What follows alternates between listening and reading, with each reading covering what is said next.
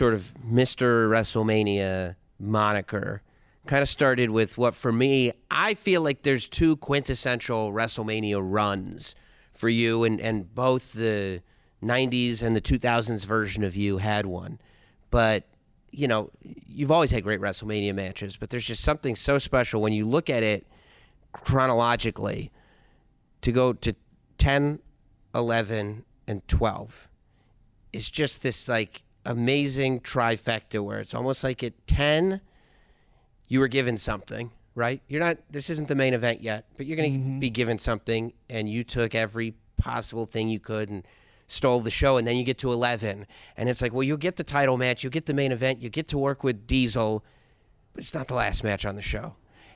Right. And then you get to 12, and it's like this huge sort of culmination. Like, okay, you'll get the main event, and you'll get an hour at a time when really in WWE, there wasn't.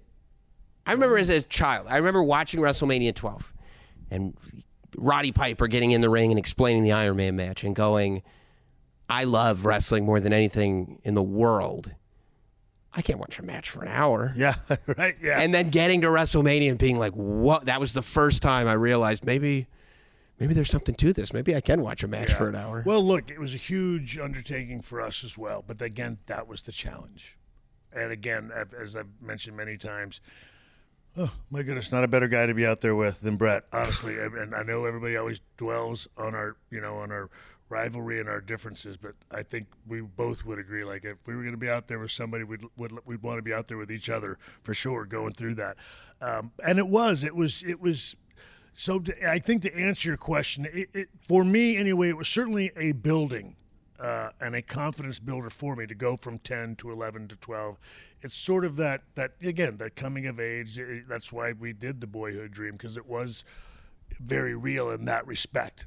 It was certainly at 10 was me proving, I think, maybe I can't really say from a fan standpoint, but certainly from a company standpoint, that I'm a guy you can go with. I'm a guy you can lean on, if you know what I mean, if you'll give me a shot. And then 11 was, okay, we'll put you in there, but as you say, but with our, with our guy, And then the next one, and that's a big, now it's two guys that are sort of, you know what I mean, you're moving away from the traditional main guy of WWE's past. And that even at 12, that was a big moment for both Bret and I.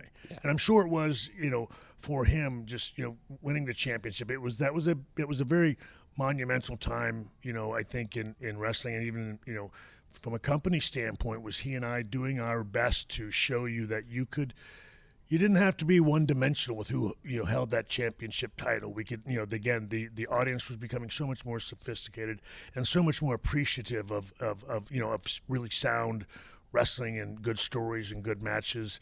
Again, that we at least deserved a seat at the table, if nothing else, or some consideration. Like you said, so I think it's special in that respect, is sort of the ground that was broken.